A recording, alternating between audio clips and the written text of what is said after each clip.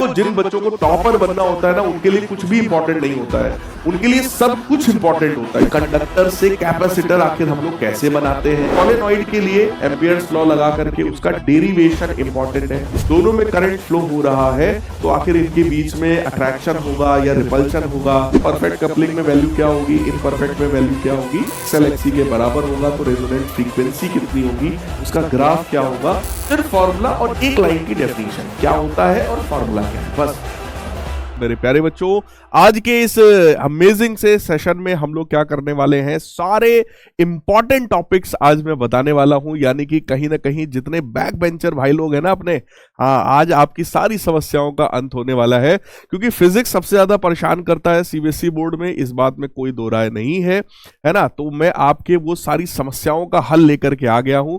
यानी आज मैं आपको वो आंसर देने वाला हूं जो आप लोग अक्सर मैसेज कर करके टीचर से पूछते हो, सर इंपॉर्टेंट टॉपिक बता दो, है ना। तो आज मैं वो सारे इंपॉर्टेंट टॉपिक्स आज आपके साथ डिस्कस करूंगा कि फिजिक्स के बोर्ड एग्जामिनेशन के लिए आखिर कौन कौन से टॉपिक्स हैं जो आपको किसी हालत में छोड़ने नहीं है। अब कुछ बच्चे सोचेंगे यार सिर्फ यही पढ़ लो, शैलेंद्र सर ने बताया है, बस यही एग्जाम में आ जाएगा। भाई साहब देखो, ये वो इंपॉर्टेंट टॉपिक्स हैं जिनके चांसेस बहुत ज्यादा है। लेकिन अगर सिर्फ यही पढ़ के जाओगे तो मैं ये नहीं कहूंगा कि आप 90+ मार्क्स लेकर के आएंगे। लेकिन हाँ, इतना जरूर है कि जितने टॉपिक्स मैंने बताए हैं, पेपर आपको इतने में ही मिलेगा, इसी के आसपास, इसी के अराउंड में पेपर होगा। और पासिंग मार्क्स बड़े आराम से आपके आ जाएंगे, एवरेज मार्क्स भी बड़े आराम से आ जाएंगे। लेकिन आप में से जिन बच्चों ने सपना देखा है 95+ लाने का, देखो, जिन बच्चों को टॉपर बनना होता है ना, उनके लिए कुछ भी इंपॉर्टेंट नहीं होता है, उनके लिए सब कुछ इंपॉर्टेंट होता है। क्योंकि उनके लिए एक नंबर भी इंपॉर्टेंट है, उनके लिए एक कहीं से भी एक लाइन भी किताब की इंपॉर्टेंट होती है। क्योंकि एक नंबर का क्वेश्चन कहीं से भी किसी लाइन से भी बन सकता है, ठीक है। तो टॉपर्स के लिए आप बस, टॉपर जो बच्चे हैं जो अपने आप को चाहते हैं 95+, वो लोग एक बार वीडियो देख लें ताकि उनको इंपॉर्टेंट टॉपिक्स मिल जाएं कि वो और ज्यादा फोकस इन टॉपिक्स पे करेंगे, बाकी पढ़ेंगे सब कुछ। लेकिन जो हमारे कुछ ऐसे बच्चे भी हैं जो सिर्फ चाहते हैं, नहीं सर अच्छे डिसेंट मार्क्स आ जाएं, कि मेरे को मान लो 70 नंबर का पेपर है आपका, तो 70 में सर 55 दिला दो सर, 60 दिला दो सर। तो आपके लिए, है ना, वो सारे टॉपिक्स यहां पर मैं बता रहा हूं जिससे आपको आपके बोर्ड एग्जामिनेशन में बहुत ज्यादा हेल्प मिलने वाली है। तो आइए चैप्टर वाइज मैं आपको एक एक टॉपिक बताऊंगा कि कौन कौन से टॉपिक्स इंपॉर्टेंट है। तो आइए अपना आज का सेशन हम लोग स्टार्ट करते हैं। तो सबसे पहला चैप्टर बेटा आपका है electric charges and fields, right. Electric charges and fields में सबसे ज्यादा इंपॉर्टेंट टॉपिक्स में सबसे पहले नंबर पे आता है quantisation of charge. Q is equal to n e आपने पढ़ रखा होगा, इस पर बेस्ड न्यूमेरिकल क्वेश्चन एक नंबर का या कोई MCQ क्वेश्चन पूछा जा सकता है। कूलम्स लॉ क्या है, कूलम्स लॉ का वेक्टर फॉर्म क्या है, ये एक इंपॉर्टेंट क्वेश्चन है, पूछा जा सकता है। इलेक्ट्रिक फील्ड लाइंस की जो प्रॉपर्टीज है, इलेक्ट्रिक फील्ड लाइंस का जो पैटर्न होता है, वो पैटर्न आपको बनाना आना चाहिए। इलेक्ट्रिक फील्ड किसी भी सिंगल चार्ज की वजह से 1/4πε नॉट Q/r², ये फॉर्मूला का डेरिवेशन, ठीक है। किसी सिंगल चार्ज की वजह से electric field, superposition principle apply करके नेट इलेक्ट्रिक फील्ड निकालना, जिसमें वेक्टर का भी यूज होगा, ठीक है। इलेक्ट्रिक डाइपोल की वजह से उसकी एक्सियल पोजीशन पर इलेक्ट्रिक फील्ड, उसकी इक्वेटोरियल पोजीशन पर इलेक्ट्रिक फील्ड, साथ ही साथ टॉर्क टाउ बराबर PE sin थीटा, बहुत इंपॉर्टेंट है, इसका डेरिवेशन भी पता होना चाहिए, 1 या 2 नंबर में पूछ सकते हैं। साथ ही साथ इस पर बेस्ड कोई छोटा सा न्यूमेरिकल क्वेश्चन भी पूछे जाने के चांस रहते हैं। गॉस लॉ क्या है, गॉस लॉ का डेरिवेशन क्या है, और गॉस लॉ का एप्लीकेशन, राइट। तो गॉस लॉ का एप्लीकेशन किसी भी लीनियर चार्ज के लिए, किसी सरफेस चार्ज, किसी चार्ज शीट के लिए, ठीक है, किसी स्फेरिकल शेल में अगर मान लो हम लोग कोई चार्ज दे दें तो उसके आसपास इलेक्ट्रिक फील्ड, उसके अंदर बाहर उसकी सरफेस पर इलेक्ट्रिक फील्ड कितनी होती है ना। ये सारे इस चैप्टर के इंपॉर्टेंट टॉपिक्स हैं। और ओवरऑल ये जो चैप्टर है बेटा, वो 5 से 6 नंबर का आपके बोर्ड एग्जामिनेशन में आपको देखने को मिलेगा, राइट। तो मैंने यहां पे 5 मार्क्स इसके लिए कंसीडर कर लिया है। नेक्स्ट चैप्टर आपका है इलेक्ट्रोस्टैटिक पोटेंशियल एंड कैपेसिटेंस। तो आप पोटेंशियल के बारे में पढ़ रहे हैं, कैपेसिटेंस के बारे में भी पढ़ रहे हैं, बड़ा प्यारा चैप्टर है, ठीक है। सबसे पहले पोटेंशियल क्या है, इलेक्ट्रिक पोटेंशियल, उसका बेसिक डेरिवेशन क्या होता है, कंसेप्ट क्या है, ये आपको पता होना चाहिए। Potential gradient E is equal to -dV/dr, तो पोटेंशियल ग्रेडियंट पर बेस्ड कोई न्यूमेरिकल क्वेश्चन आपसे छोटा मोटा पूछा जा सकता है। इक्वी पोटेंशियल सरफेस क्या है और उनकी प्रॉपर्टीज सिर्फ थ्योरी है, ये थ्योरी आपको अच्छे से आना चाहिए। Polarisation of dielectric and dielectric strength, तो सबसे पहली बात, डाइलेक्ट्रिक क्या है, पोलर और नॉन पोलर डाइलेक्ट्रिक्स क्या होते हैं, ठीक है, उनका पोलराइजेशन कैसे किया जाता है, उनकी स्ट्रेंथ क्या होती है, ये सारे पॉइंट्स आपको पता होने चाहिए। पोलराइजेशन, डेंसिटी वगैरह जो बेसिक बेसिक एक एक दो दो नंबर के क्वेश्चंस इस पर आपसे बन सकते हैं। कैपेसिटर्स का कॉम्बिनेशन बेटा सीरीज में, पैरेलल में, कई बार इस तरह के क्वेश्चंस आते हैं जिसमें कैपेसिटर्स आपको ऐसे दे देगा, 4 कैपेसिटर ऐसे दे दिया, इसको इससे जोड़ दिया, इसको ए पॉइंट बोलेंगे, इसको बी बोलेंगे, कहेंगे ए और बी के बीच का भाई इक्विवेलेंट कैपेसिटेंस बता दो, ठीक है, इस तरह का। या सिंपल सीरीज और पैरेलल कॉम्बिनेशन वाले जो क्वेश्चंस आते हैं, या कई बार इस तरीके के क्वेश्चंस आते हैं, आपको ऐसे लाइन से दे देंगे कैपेसिटर्स ऐसे, और कुछ इस तरीके से जोड़ देंगे, कहेंगे भैया ए और बी के बीच में इक्विवेलेंट कैपेसिटेंस बता दो। ऐसे क्वेश्चंस को बेटा हम लोग इक्विपोटेंशियल रूल से सॉल्व करते हैं। इस तरह के क्वेश्चंस की प्रैक्टिस आपकी हो जानी चाहिए।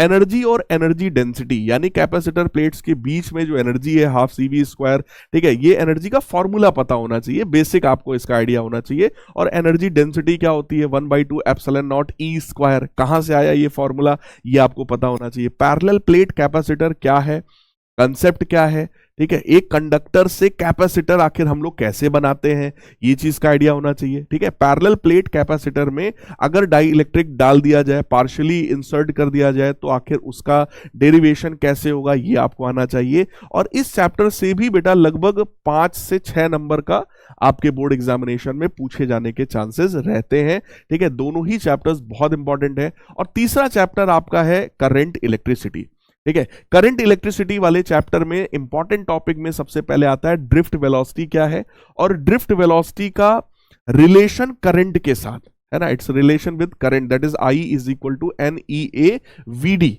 ठीक है। VD क्या है ये भी आपको पता होना चाहिए। मोबिलिटी क्या होती है कि भाई drift velocity per unit electric field, इसको मोबिलिटी कहते हैं। एवरेज वैल्यू ऑफ करंट निकालना आना चाहिए। सर करंट की एवरेज वैल्यू का मतलब क्या है, बेटा करंट देखो I जो है वो dQ/dt होता है, तो इस फॉर्मूले का पहले यूज करके चार्ज निकालना भी आपको आना चाहिए, ठीक है। और करंट अगर मान लो कंटिन्यूअसली वेरिंग करंट है, तो आप उसका एवरेज कैसे निकालोगे, इंटीग्रेशन I/dt/इंटीग्रेशन/dt करके आप करंट की एवरेज वैल्यू निकाल सकते हैं। तो इस फॉर्मूले पर, इस कंसेप्ट पर बेस्ड क्वेश्चन आपसे पूछा जा सकता है। यानी इंस्टेंटेनियस करंट भी यहीं पर है और एवरेज करंट भी यहीं पर है, ठीक है। करंट डेंसिटी जो है that is current per unit area, तो वो उसका कंसेप्ट आपको पता होना चाहिए, बेसिक फॉर्मूला आपको आना चाहिए। ओम्स लॉ क्या है और ओम्स लॉ का डेरिवेशन कैसे होता है बाय यूजिंग ड्रिफ्ट वेलोसिटी, है ना, and it's relation with current, उसका यूज करके ओम्स लॉ कैसे डिराइव हुआ। रेजिस्टेंस क्या है, रेजिस्टिविटी क्या है, किन किन चीजों पर डिपेंड करता है, बेसिक बेसिक आपको आइडिया होना चाहिए। ओमिक और नॉन ओमिक सर्किट के बेटा ग्राफ पता होना चाहिए, और कम से कम 2-2, 3-3 एग्जांपल्स भी आपको आइडिया होना चाहिए।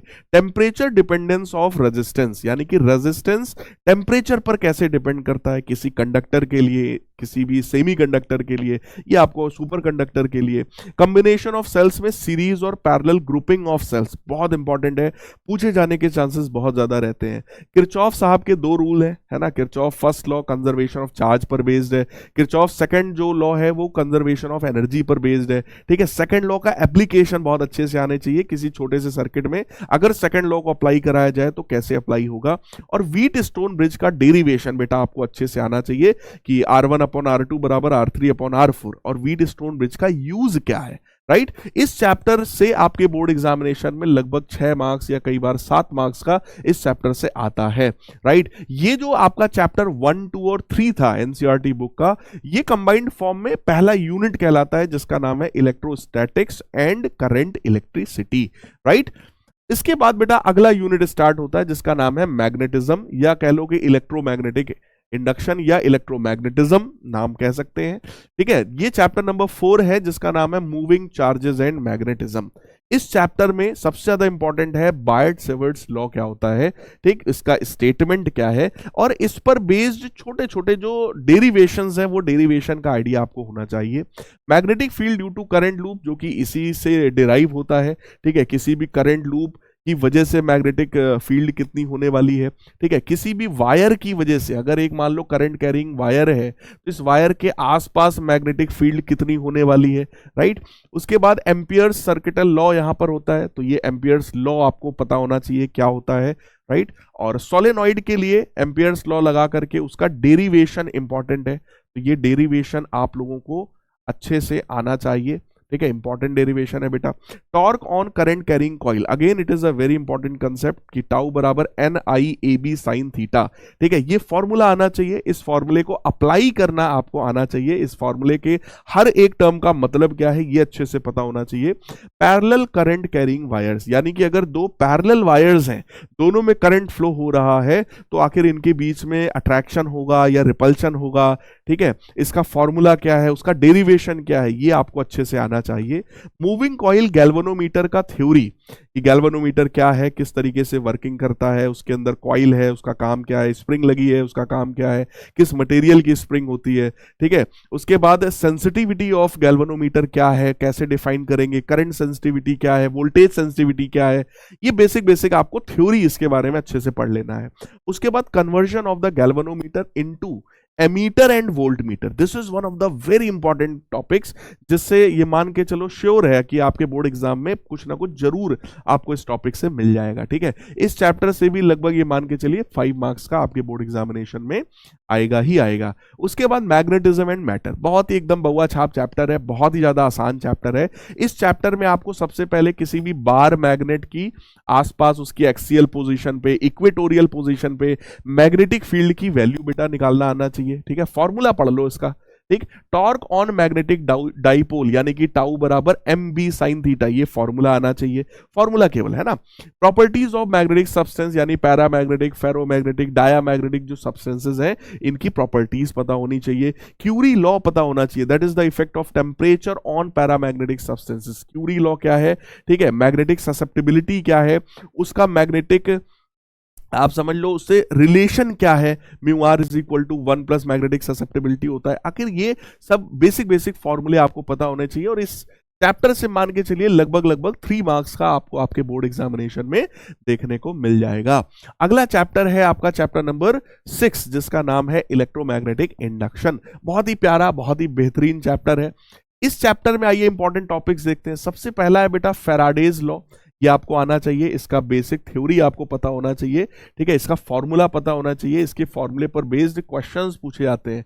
E is equal to delta phi B upon delta t, तो चेंज इन मैग्नेटिक फ्लक्स आपको निकालना बहुत अच्छे तरीके से आना चाहिए, क्योंकि मैग्नेटिक फ्लक्स का फॉर्मूला होता है BA cos थीटा, तो वहां थीटा क्या है ये चीज अच्छे से पता होना चाहिए। Application of Lenz law, Lenz law direction बताता है इंड्यूस्ड करंट का, तो लेंज लॉ पर बेस्ड बेटा क्वेश्चंस पूछे जाते हैं, न्यूमेरिकल क्वेश्चन आपसे बन सकता है, ठीक है, या कोई ऐसा क्वेश्चन पूछ सकते हैं कि भाई मैग्नेटिक फील्ड है यहाँ पे, मान लो इस तरीके का मैग्नेटिक फील्ड है, अब इस मैग्नेटिक फील्ड में अगर मैं कोई सर्कुलर लूप है एंटर करा रहा हूं, तो बताओ इस सर्कुलर लूप में करंट का डायरेक्शन क्या होगा, इस तरह के क्वेश्चंस, या इससे बाहर निकाल रहे हैं, ठीक है, इस तरह के क्वेश्चंस पूछे जाते हैं। सेल्फ इंडक्शन और म्यूचुअल इंडक्शन, ये दोनों टॉपिक्स हैं, ठीक है, इनका बेसिक फॉर्मूला पता होना चाहिए, phi is equal to LI, है ना। और उसके बाद किसी भी सोलेनॉइड के लिए सेल्फ इंडक्टेंस का वैल्यू क्या होता है ये आपको पता होना चाहिए, और सेल्फ इंडक्टेंस किन किन चीजों पर डिपेंड करता है ये आपको मतलब उसी फॉर्मूले से पता चल जाएगा। म्यूचुअल इंडक्शन क्या होता है, और किसी भी कोएक्सियल सोलेनॉइड के लिए म्यूचुअल इंडक्टेंस की वैल्यू क्या है, और डेरिवेशन, ये आपको डेरिवेशन यहां पर आना चाहिए। मोशनल EMF क्या है, फॉर्मूला पता कर लो, ठीक है, फॉर्मूला क्या होता है BVL sin थीटा, ठीक है, और हल्का सा इसका डेरिवेशन भी आपको दिमाग में रखना है। देखो कोई भी फॉर्मूला सिर्फ ऐसे मत करना, पहली बात तो फॉर्मूला छोड़ना तो बिल्कुल नहीं है, ठीक है, फॉर्मूला याद तो कर ही लेना है आपको, 10 बार लिखोगे फॉर्मूला आपको याद तो हो ही जाएगा, और सेफ साइड रहने के लिए उस फॉर्मूले का डेरिवेशन अपने दिमाग में थोड़ा रखिए। जो मैं इंपॉर्टेंट बता रहा हूं डेरिवेशन वो तो करना ही करना है, लेकिन जो जिनको मैं मतलब नहीं कह रहा हूं कि डेरिवेशन करो, उसमें भी सेफ साइड रहने के लिए आपको एटलीस्ट डेरिवेशन पढ़ लेना चाहिए, डेरिवेशन थोड़ा सा दिमाग में होना चाहिए कि अगर आता है तो आप कैसे करेंगे। कोफिशिएंट ऑफ कपलिंग सिर्फ फॉर्मूला पढ़ लो, वैल्यूज क्या होती है, परफेक्ट कपलिंग में वैल्यू क्या होगी, इम्परफेक्ट में वैल्यू क्या होगी, ठीक है। और इस चैप्टर से बेटा आपके एग्जाम में लगभग 4 मार्क्स के क्वेश्चंस जरूर आपके बोर्ड एग्जामिनेशन में पूछा जाएगा। इसके बाद एक बहुत ही बेहतरीन चैप्टर है जिसका नाम है भाई साहब ऑल्टरनेटिंग करंट। बहुत सारे बच्चों को ये चैप्टर थोड़ा सा टफ लगता है। सबसे पहले इसमें एवरेज और RMS value of alternating current निकालना आपको आना चाहिए।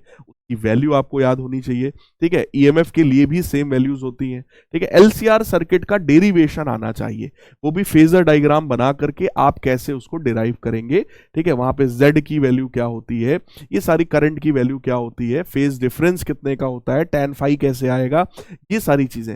रेजोनेंस कंडीशन क्या होती है, एक्सएल एक्सी के बराबर होगा तो रेजोनेंट फ्रीक्वेंसी कितनी होगी, उसका ग्राफ क्या होगा, ठीक। Power in AC circuits, power की वैल्यू क्या है, पावर फैक्टर क्या होता है, किसी भी सर्किट में पावर फैक्टर cos फाई कैसे निकालते हो आप, ठीक है। R बाई जेड ये आपको आना चाहिए। जनरेटर क्या है, ठीक, और जनरेटर का बेसिक कंसेप्ट क्या है, वो थोड़ा सा थ्योरी इसका पढ़ना है। ट्रांसफार्मर में भी आपको इसका थ्योरी पढ़ना है, ठीक है। उसके फॉर्मूला पढ़ना है, ट्रांसफॉर्मेशन रेशियो क्या होता है, ठीक है, और उसका करंट के साथ क्या रिलेशन है, किसी भी ट्रांसफार्मर की इफिशियंसी हम लोग कैसे निकालेंगे, ये आपको बेसिक फॉर्मूले जो है इसके आइडिया होना चाहिए। और जनरेटर में आपको उसका थ्योरी पढ़ना है। ये भी आपके एग्जामिनेशन में लगभग 5 मार्क्स का, 6 मार्क्स का आपसे एग्जामिनेशन में पूछा जाएगा। जैसे यहाँ पे मान लो मैंने 5 मार्क्स लिखा है, तो इसको प्लस माइनस 1 या 2 कर सकते हैं आप, यानी ये 7 मार्क्स का भी हो सकता है डिपेंडिंग ऑन टीचर्स मूड, और 3 मार्क्स का भी हो सकता है, यानी ये 3 से 7 मार्क्स के बीच में आपको आपके बोर्ड एग्जामिनेशन में मिलेगा। इस तरीके से यहाँ पे लिखा गया है। अगला जो चैप्टर है सेकंड बुक का पहला चैप्टर, जिसका नाम है ईएम वेव्स, इलेक्ट्रोमैग्नेटिक वेव्स। बहुत ही छोटा चैप्टर है, प्यारा सा चैप्टर है, ठीक है। डिस्प्लेसमेंट करंट का कंसेप्ट पता होना चाहिए कि वो कहां पर अप्लाई होता है, ठीक है, जहां इलेक्ट्रिक फ्लक्स चेंज हो रहा हो, ठीक है। फॉर्मूला पता होना चाहिए epsilon naught d phi E by d t. Characteristics of spectrum, तो स्पेक्ट्रम में वेवलेंथ हर एक का क्या है, फ्रीक्वेंसी हर एक की क्या है, सीक्वेंस आपको बहुत अच्छे से याद होना चाहिए। Energy, intensity, momentum, radiation, pressure in EM wave, इन सभी का सिर्फ फॉर्मूला और एक लाइन की डेफिनेशन क्या होता है और फॉर्मूला क्या है, बस इतना पता होना चाहिए। मोस्टली बेटा इससे जो क्वेश्चन आता है ना, वो एप्लीकेशन पर क्वेश्चन आ जाता है, ठीक है, कि रेडार कम्युनिकेशन में कौन सा यूज करोगे भाई, तो माइक्रोवेव यूज होता है, ठीक है। इस तरीके से सैटेलाइट में कौन सा यूज होगा, तो इस तरीके के क्वेश्चंस यहां पर पूछ जाते हैं। लगभग 4 मार्क्स का ये श्योर शॉट आपके एग्जाम में आएगा ही आएगा। उसके बाद ray optics and optical instrument, थोड़ा सा बड़ा चैप्टर है ना, कुछ बच्चे बड़ा परेशान होते हैं, बट चैप्टर बड़ा प्यारा है यार, बहुत ही आसान चैप्टर है। इसमें सबसे इंपॉर्टेंट सबसे पहले है मिरर और लेंस फॉर्मूला, डेरिवेशन, ठीक है, डेरिवेशन आना चाहिए आपको। क्रिटिकल एंगल क्या है और टोटल इंटरनल रिफ्लेक्शन क्या होता है, फॉर्मूला क्या है, ये आप इसको पढ़ेंगे। इस पर कोई न्यूमेरिकल आपसे पूछा जा सकता है। ऑप्टिकल फाइबर का सिर्फ थ्योरी पढ़ लो, ठीक है, आपकी बुक में गिवन है, सिर्फ थ्योरी पढ़ लो। ऑप्टिकल फाइबर क्या है, आउटर लेयर क्या है, क्लेडिंग क्या है ना, वो सारी चीजें, किसका रिफ्रैक्टिव इंडेक्स ज्यादा किसका कम, टीआईआर कैसे होगा, ये ऑप्टिकल फाइबर में बेसिक आपको आइडिया होना चाहिए, थ्योरी। रिफ्रैक्शन ऑफ लाइट में स्नेल्स लॉ क्या है, sine i by sine r बराबर कांस्टेंट, ठीक है, इसका वेवलेंथ के साथ क्या लेना देना है, वेलोसिटी के साथ, स्पीड के साथ क्या लेना देना है, ठीक है। लेंस मेकर्स फॉर्मूला, डेरिवेशन आना चाहिए, इस पे न्यूमेरिकल क्वेश्चन बन सकते हैं आपसे। Refraction at spherical surface, derivation बहुत इंपॉर्टेंट है, दोनों का ही डेरिवेशन बहुत इंपॉर्टेंट है, और दोनों में से कोई एक श्योर आपके बोर्ड एग्जाम में आएगा, राइट। तो डेरिवेशन भी इंपॉर्टेंट है, न्यूमेरिकल भी इंपॉर्टेंट है, दोनों आना चाहिए। कॉम्बिनेशन ऑफ लेंसेज में अगर दो थिन लेंस अगर कंबाइन कर दें तो उनका कैसे आप इफेक्टिव फोकल लेंथ निकालोगे। माइक्रोस्कोप और टेलीस्कोप बेटा पूरी तरीके से पढ़ना है, क्योंकि श्योर शॉट बोर्ड एग्जामिनेशन में आएगा ही आएगा, मतलब लॉन्ग क्वेश्चन में आपको इनमें से कोई एक मिल जाएगा। टेलीस्कोप में भी रिफ्लेक्टिंग टाइप टेलीस्कोप में कैसे ग्रेन, और न्यूटोनियन टेलीस्कोप जो है उसका एटलीस्ट डायग्राम, ठीक है, कैसे ग्रेन का डायग्राम बहुत अच्छे से आपको आना चाहिए, पूछा जाता है बेटा। और माइक्रोस्कोप और एस्ट्रोनॉमिकल टेलीस्कोप जो है उनका डेरिवेशन भी आपको अच्छे से आना चाहिए। डेरिवेशन या न्यूमेरिकल क्वेश्चन श्योर शॉट पूछा जाएगा बोर्ड एग्जाम में। उसके बाद प्रिज्म का रिफ्रैक्शन का फॉर्मूला क्या है, ठीक है, डेरिवेशन क्या है, एंगल ऑफ डेविएशन का रिलेशन क्या होता है, ए प्लस डेल्टा बराबर आई प्लस आई डैश, ठीक है। तो ये फॉर्मूला कहां से आया, थोड़ा सा आइडिया आपको डेरिवेशन का होना चाहिए, और मेन बात है फॉर्मूला पता होना चाहिए, ठीक है, प्रिज्म का फॉर्मूला।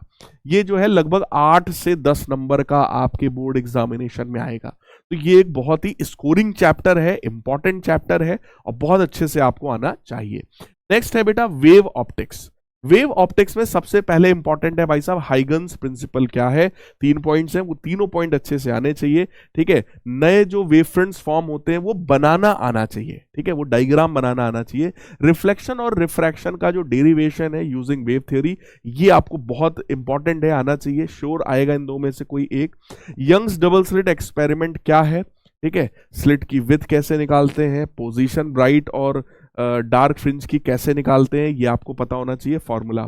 इंटरफेरेंस ऑफ लाइट का बेसिक कंसेप्ट आप जान लीजिए, सुपरपोजिशन प्रिंसिपल क्या है, कैसे डिराइव होगा, ठीक है। दो अगर वेव्स को ऐड करेंगे तो रिजल्टेंट एम्पलीट्यूड कितना होगा, उसमें वेक्टर का क्या रोल है, डिफ्रैक्शन ऑफ लाइट क्या होता है, और डिफ्रैक्शन ऑफ लाइट में विड्थ का कैलकुलेशन, ठीक है, कि सेंट्रल जो मैक्सिमा बन रहा है उसका विड्थ कितना है, जो सेकेंडरी मैक्सिमास बन रहे हैं उसका विड्थ कितना है, पोजीशन मैक्सिमा और मिनिमा की क्या होती है, ये इंटरफेरेंस में भी और डिफ्रैक्शन में भी, दोनों में आपको ये बात आनी चाहिए, बहुत अच्छे से आना चाहिए। इस पर बेटा क्वेश्चन श्योर शॉट आता है और आपके एग्जाम में लगभग 5 to 6 मार्क्स का वेव ऑप्टिक्स वाले इस चैप्टर से जरूर पूछा जाएगा।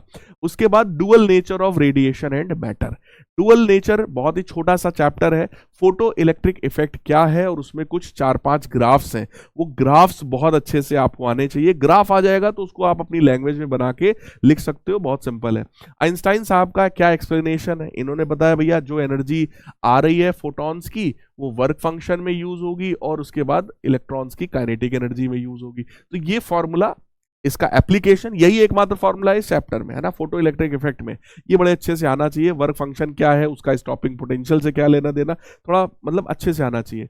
डी ब्रोगली वेवलेंथ क्या है ना, डी ब्रोगली वेवलेंथ कैसे निकालते हैं, lambda is equal to h upon momentum होता है। अब मोमेंटम का काइनेटिक एनर्जी के साथ क्या रिलेशन है, राइट, तो √2m काइनेटिक एनर्जी, और काइनेटिक एनर्जी टेम्परेचर पर कैसे डिपेंड करती है ये भी तुम्हें पता होना चाहिए, राइट। और इस फॉर्मूले पर बेस्ड क्वेश्चन, किसी इलेक्ट्रॉन का अगर डी ब्रोगली वेवलेंथ निकालने को बोला जाए तब कौन सा फॉर्मूला लगाएंगे, है ना, तो ये सारी चीजें आपको यहां पर आना चाहिए।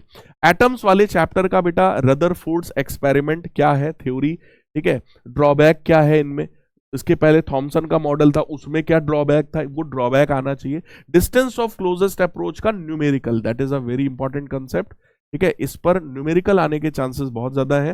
बोहर्स मॉडल से बेटा कोई न्यूमेरिकल पूछे जाने के चांसेस ज्यादा है, क्योंकि बोहर्स मॉडल में रेडियस निकालना आना चाहिए आपको, वेलोसिटी निकालना आना चाहिए, एनर्जी का कैलकुलेशन आना चाहिए, और इनके मेन बात इनका फॉर्मूला पता होना चाहिए कि ये एन पर कैसे डिपेंड करते हैं, ये जेड पर कैसे डिपेंड करते हैं, ये सारी चीजें अच्छे से आनी चाहिए।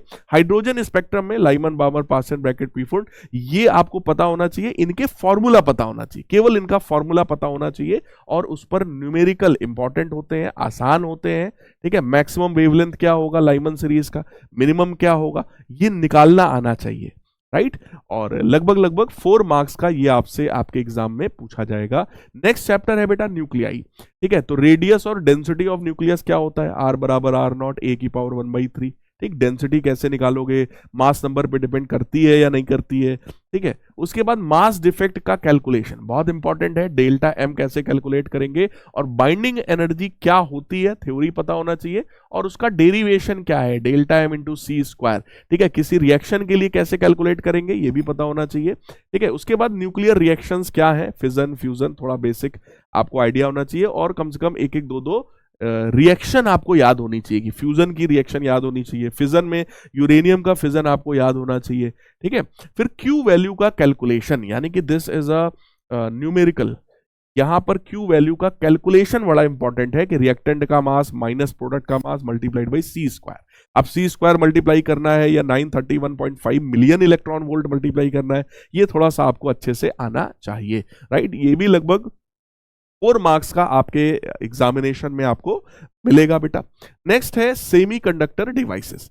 सेमीकंडक्टर डिवाइसेस 7 मार्क्स का आता है, इसलिए बहुत ही इंपॉर्टेंट और बहुत आसान चैप्टर, बहुत छोटा चैप्टर है बेटा, ठीक है। पी टाइप और एन टाइप सेमीकंडक्टर आपको आने चाहिए, पीएन जंक्शन डायोड आपको आना चाहिए, बाइसिंग ऑफ डायोड में फॉरवर्ड और रिवर्स कैरेक्टरिस्टिक ग्राफ है, वो ग्राफ बनाना आपको बहुत अच्छे से आना चाहिए। Half wave full wave rectifier में से कोई एक 100% आपसे आपके बोर्ड एग्जामिनेशन में जाएगा, और इससे 7 मार्क्स का आना है भाई, है ना, और बहुत आसान है, कोई न्यूमेरिकल नहीं है इस पूरे चैप्टर में, सिर्फ एक फॉर्मूला है, Ne इंटू NH बराबर Ni स्क्वायर, ठीक है, केवल एक फॉर्मूला, उस फॉर्मूले पर बेस्ड फॉर्मूला बेस्ड क्वेश्चन, है ना, एकदम सिंपल वाला क्वेश्चन हो सकता है आप लोगों से आपके बोर्ड एग्जामिनेशन में पूछ दिया जाए। तो मेरे प्यारे बच्चों, ये थे आपके 14 चैप्टर्स, 14 चैप्टर्स थे। हर एक चैप्टर में क्या इंपॉर्टेंट है वो मैंने सारी बात आपको बता दिया है। अब आपका काम बस इतना ही है कि हर एक चैप्टर के सारे टॉपिक्स को पढ़ो, ठीक है, और इंपॉर्टेंट टॉपिक्स को तो बिल्कुल भी नहीं छोड़ना है। इसके अलावा इसके अलावा अगली चीज मैं आपको ये बताना चाहूंगा कि सबसे पहला काम आपको क्या करना है, इंपॉर्टेंट टॉपिक्स आप पढ़ लीजिए। ठीक, इंपॉर्टेंट टॉपिक्स पढ़ने के बाद, ठीक है, पढ़ने के बाद आपको क्या करना है, at least 5 sample papers, 5 sample papers, ज्यादा नहीं, ठीक है, 5 सैंपल पेपर्स बेटा उसको सॉल्व करो, थोड़ा खुद से प्रैक्टिस करो। 5 सैंपल पेपर 3 घंटे का अपने आप को टाइम दो और उसको सॉल्व करो। ठीक है, नहीं आता है उसके सॉल्यूशन को देखो, राइट। उसके बाद सिर्फ PYQs अगर आप कर सकें, ठीक है, 5 इयर्स के PYQs अगर आप कर सकेंगे तो आपको बहुत ज्यादा हेल्प होने वाली है, बहुत ज्यादा हेल्प होने वाली है, राइट। और उसके बाद, ठीक है, इतना ही करना है, इसके बाद कोई नई चीज नहीं है। अब बात आई सर ये जो सारे टॉपिक्स हैं, अगर मान लीजिए सर कोई चैप्टर हमें रिवाइज करना है सर, तो मैं कैसे कर सकता हूं? तो देखो रिवीजन के लिए विजेता सीरीज भी चल रही है, वहां से भी आप कर सकते हो। ठीक है, अगर आपको वो लेक्चर्स बड़े लग रहे हैं तो माइंड मैप सीरीज में मैंने आपको हर एक टॉपिक का रिवीजन करवा रखा है। ठीक है, तो माइंड मैप सीरीज से आप हर एक चैप्टर को 1 घंटे के अंदर रिवाइज करा सकते हो। और मैं आपको बताऊं माइंड मैप सीरीज में इसी वजह से मैंने लेक्चर्स को बहुत बड़ा नहीं बनाया था, क्योंकि मुझे पता था बोर्ड एग्जामिनेशन का जब टाइम आएगा, जब आपको रिवीजन करना होगा, तो उस समय आप 6 घंटे और 8 घंटे का लेक्चर नहीं देखोगे एक चैप्टर का, उस समय आपको यही सबसे ज्यादा काम में आएगा। तो माइंड मैप सीरीज, ठीक है, उसको देख लो यूट्यूब पे कहाँ है एनसीईआरटी वाला, इस यूट्यूब चैनल पे कहाँ मिलता है, कैसे मिलेगा वो देख लो। ठीक है, उसका प्लेलिस्ट अपने पास कहीं शेयर कर लो ताकि तुरंत ओपन करके आप देख सकें। उसके सारे नोट्स आप देख लो, PW ऐप पर आपको मिल जाएगा, वो नोट्स अपने पास डाउनलोडेड फॉर्म में रखो। ठीक है, उससे रिवीजन आपका बहुत ज्यादा ईजी हो जाएगा कि एग्जाम के जस्ट 1 दिन पहले जब आपको रिवाइज करना होगा ना, तो माइंड मैप सीरीज आपके लिए बहुत बढ़िया रिवीजन करवाएगा, क्योंकि यहाँ पे 1-1 घंटे में सारे लेक्चर्स हैं। ठीक है, 45 मिनट में भी कई सारे लेक्चर्स हैं वहां पे आपको, तो हार्डली जो है कम से कम टाइम में आपका बढ़िया रिवीजन हो जाएगा। सिर्फ इस सीरीज में डेरिवेशन नहीं करवाए मैंने, ठीक है, क्योंकि डेरिवेशन कराते तो ये 1 शॉट लेक्चर हो जाता, राइट। डेरिवेशन को छोड़ दिया गया है, सारे कंसेप्ट को यहां पर सिखा दिया गया है। ठीक है, तो आप लोगों को सबसे पहले क्या करना है, ये सारे इंपॉर्टेंट टॉपिक्स कवर करने हैं, सैंपल पेपर 5 करने हैं और 5 साल के PYQs करने हैं। इन सैंपल पेपर और इन PYQs में जो न्यूमेरिकल आपको मिल जाएंगे, वो न्यूमेरिकल्स आपको तैयार कर लेना है बस, राइट। तो जो बच्चे बहुत ज्यादा टेंशन लेते हैं ना कि सर न्यूमेरिकल नहीं हो पाता, ये नहीं हो रहा, वो नहीं हो रहा, उन बच्चों को देखो, जो बच्चे टॉपर्स हैं, जिनको 95+ लाना है, उनके पढ़ने का तरीका अलग होता है। वो बच्चे इंपॉर्टेंट टॉपिक नहीं ढूंढते हैं, क्योंकि वो सब कुछ पढ़ते हैं, उनके लिए हर एक लाइन इंपॉर्टेंट है, राइट। लेकिन जिनको अच्छे मार्क्स लाने हैं, डिसेंट मार्क्स लाने हैं, कि सर ठीक ठाक आ जाए, 55 आ जाए, 60 आ जाए सर, बहुत हम खुश हो जाएंगे, 90 आ जाए बहुत है सर, ठीक है, तो ये मार्क्स अगर आपको चाहिए तो आप ये सब चीजों को आप फॉलो करेंगे, राइट। तो मेरे प्यारे बच्चों, उम्मीद करता हूं ये सेशन आपको बहुत ही बढ़िया लगा होगा। दबा करके शेयर करिएगा, खूब हचक के कमेंट करिए, थोड़ा सा अपना प्यार दिखाइए। मिलते हैं अपने किसी और सेशन में, तब तक के लिए goodbye, take care, love you all.